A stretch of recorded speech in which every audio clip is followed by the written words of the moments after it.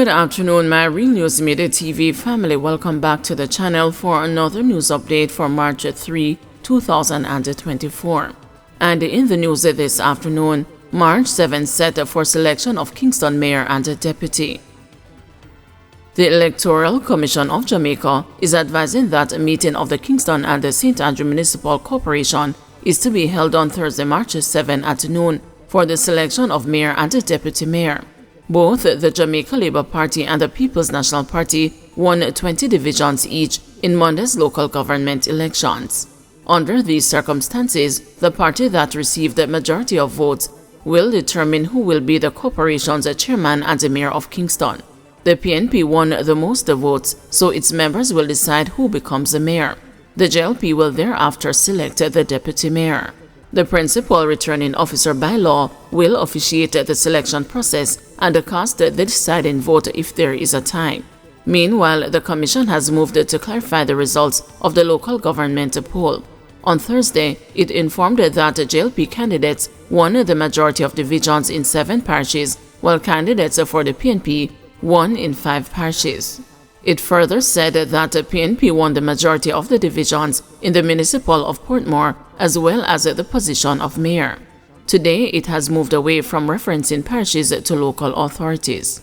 As such, it noted that JLP won 7 of the local authorities, winning Monday's local government election, and that the PNP won 6 of the local authorities, inclusive of the Portmore municipality.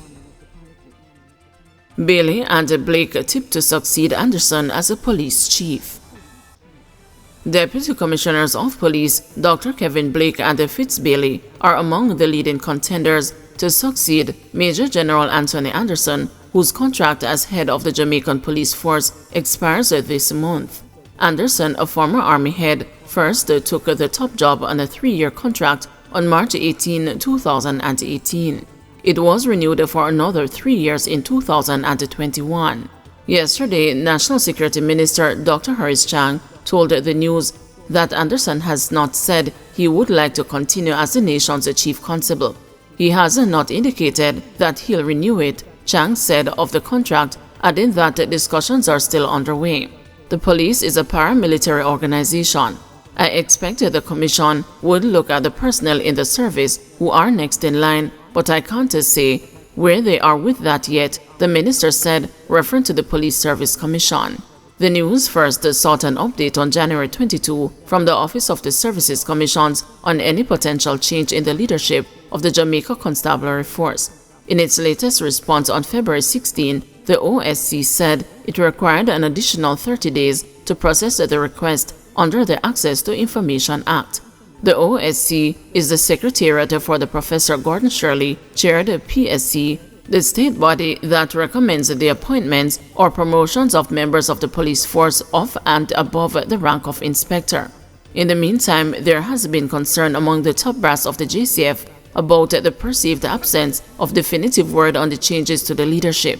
There is also the view that a JCF member should be given the opportunity an acknowledgement of the strong sentiments against an external appointment. Interviews for the new police commissioner are reportedly due to start as early as this week, and the sources say all 4 DCPs have been invited.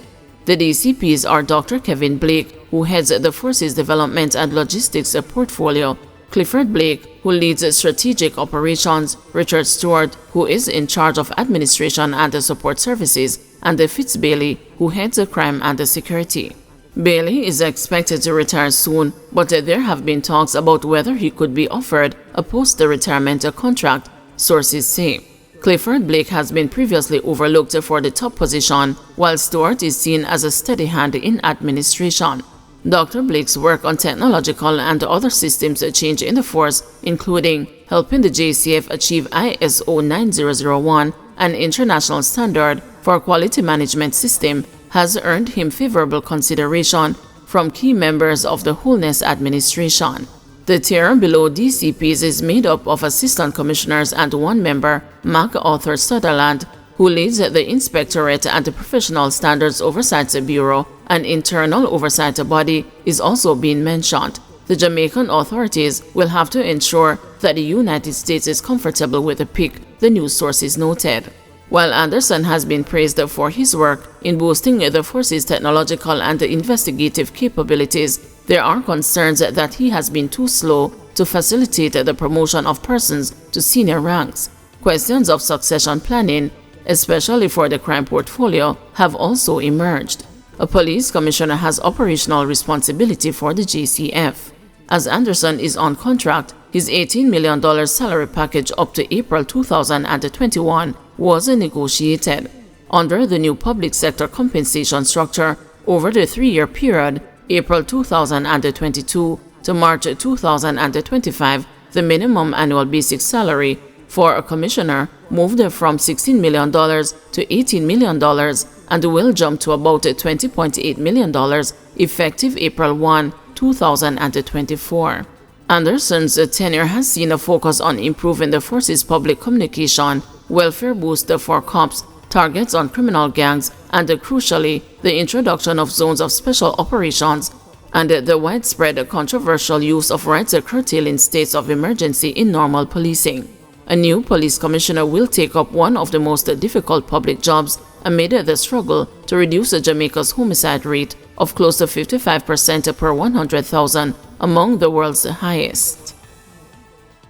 PNP Councillor-elect for Savannah-Lamar Division says her life is in danger. Following the recent killing of a member of her campaign team, Councillor-elect for the Savannah-Lamar Division, Julian Chang, is crying out for help as she believes her life is in danger. Chang, who won the division on a People's National Party ticket, told the news that Maxwell's murder brings to 3 the number of people in her division who have been killed in a matter of days. Chang was speaking of the triple killing in Frome in the parish. That incident also left 4 other people injured.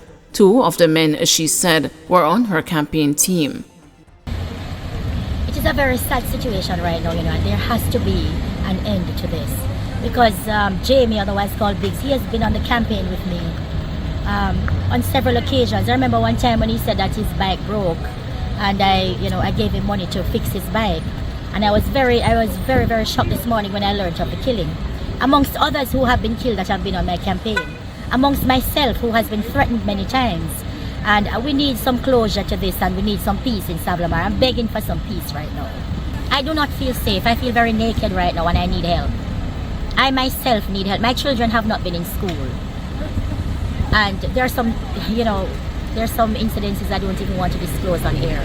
But it's a very sad situation, and I'm very worried right now. Not only for myself, but for my supporters and the people of Savannah-Lamar. We need some peace. I am calling on the Superintendent of Police for the Savannah-Lamar, the Westmoreland Division, and I'm also calling on everyone in Savannah-Lamar, including the JLP supporters, and I'm calling on my fellow PNP supporters. Everyone, we need to come together. The election is over, there's a clear winner, and we need to just come together now and let this work. We need peace.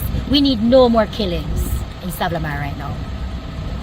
16-year-old accused of stabbing 12-year-old relative. A 16-year-old girl was arrested and charged following the stabbing of her 12-year-old relative in Kerry Park, Trelawney on Wednesday, February 14. Reports from the Falmouth police are that about 4 p.m., both the girls were at home when the accused allegedly used a ratchet knife to stab the complainant in the back. Reports are that the girl fell and the teenager subsequently stabbed her several times in the upper body before fleeing the scene. The police were alerted and the complainant was assisted to the hospital where she was admitted. The accused later turned herself in at the Duncans police station where she was charged with wounding with intent. Her court date is being finalized.